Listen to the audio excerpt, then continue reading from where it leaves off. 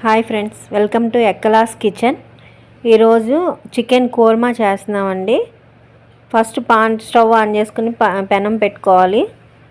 అందులో ఆయిల్ వేసుకోవాలి, ఒక 4 స్పూన్స్. ఆయిల్ వేడెక్కిన తర్వాత ఆనియన్స్ ఫ్రై చేసుకోవాలండి. ఆనియన్స్ బాగా వేసుకొని, కొంచెం గ్రేవీ పార్ట్ కావాలి నాకు, అందుకే నేను ఎక్కువ ఆనియన్స్ వేసుకుంటున్నాను. ఆనియన్స్ బాగా ఫ్రై అయిన తర్వాత చికెన్ వేసుకోవాలి. వాష్ చేసుకున్న చికెన్ వేసుకోవాలి.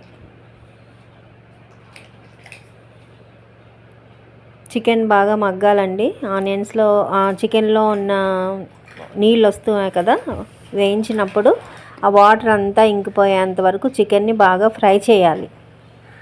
అప్పుడే చికెన్ కర్రీ టేస్టీగా ఉంటుంది, నీచు వాసన లేకుండా టేస్టీగా ఉంటుంది. బాగా ఫ్రై చేసుకోవాలండి.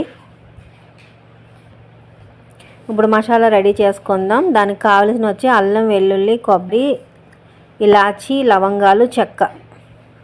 నేను 12 లవంగాలు తీసుకున్నాను.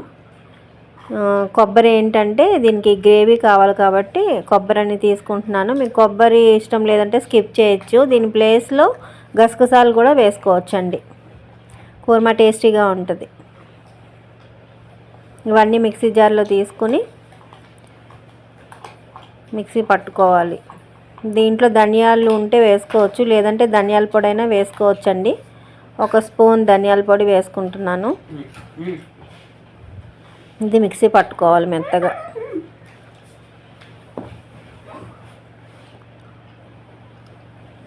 ఇప్పుడు చికెన్ ఫ్రై అయింది కదా, ఇందులో పసుపు వేసుకొని బాగా కలుపుకోవాలి. అడుగు అంటకుండా వాటర్ ఇంకుతుంది. ఇప్పుడు మసాలా వేసుకుందాం. ఇప్పుడు మసాలా అంతా వేసుకోవాలండి. చికెన్లో ఉన్న వాటర్ అంతా ఇంకిపోయింది కదా, కొంచెం వాటర్ ఉన్నప్పుడు ఈ మసాలా వేసుకోవాలి. అప్పుడు దాంతోపాటు కుక్ అవుతుంది అన్నమాట. మసాలా బాగా ఫ్రై అవుతుంది, అడుగు అంటకుండా ఉంటుంది. మొత్తం ఇంకిపోయేంత వేసామంటే ఏమవుతుందంటే మసాలా మాడిపోతుంది, సరిగ్గా ఫ్రై అవ్వదు. అంతా ఈవెన్గా ఫ్రై అవ్వదు అనమాట. కొంచెం వాటర్ ఉన్నప్పుడు వేసుకుంటే ఏంటంటే మసాలా అంతా ఈవెన్గా నీట్గా బాగా ఫ్రై అవుతుంది. ఇట్లా కలుపుకోవాలి.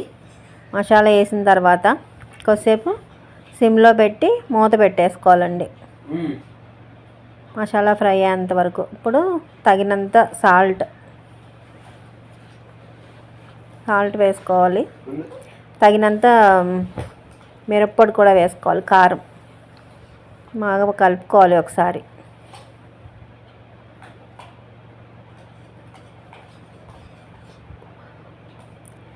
కలుపుకుంటూ ఉండాలి. ఆయిల్ పైకి వచ్చేంత వరకు మసాలా అనేది బాగా ఫ్రై అవ్వాలి. నేను వేసేది పచ్చికారం అండి, అందుకని పచ్చికారం కాబట్టి కొంచెం వేగాలి. ఒక 5 నిమిషాలన్నా బాగా ఆయిల్లో సిమ్లో పెట్టుకొని వేయించుకోవాలి. ఇప్పుడు లాస్ట్లో నేను టమాటా వేసుకుంటున్నాను. టమాటా ఆనియన్స్తో పాటు కూడా వేసుకోవచ్చు, కానీ నేను లాస్ట్లో వేసుకుంటున్నానండి టమాటా.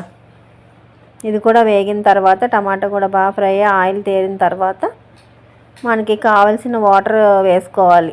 ఎందుకంటే చికెన్ ఉడకాలి కదా.